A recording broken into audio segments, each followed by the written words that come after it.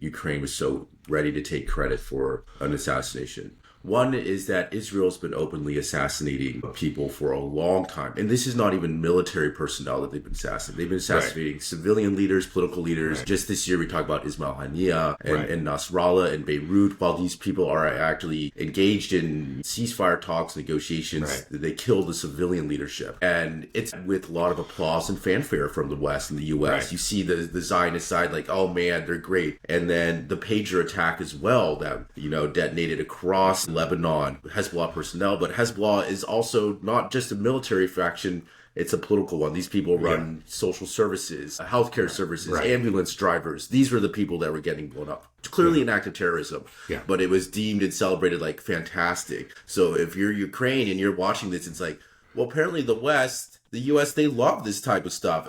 Decapitation strikes, assassinations, terrorism. It seems like it's all fine and dandy when Israel does it. So why don't we do it? That's a very good point. I think that's completely true. And it kind of shows how, Israel's disregard for the laws of war, and their genocide and American complicity in that genocide and in those acts of terror are having consequences, right? It's just that there are certain taboos that are now have ceased to exist. There's certain red lines that have been crossed.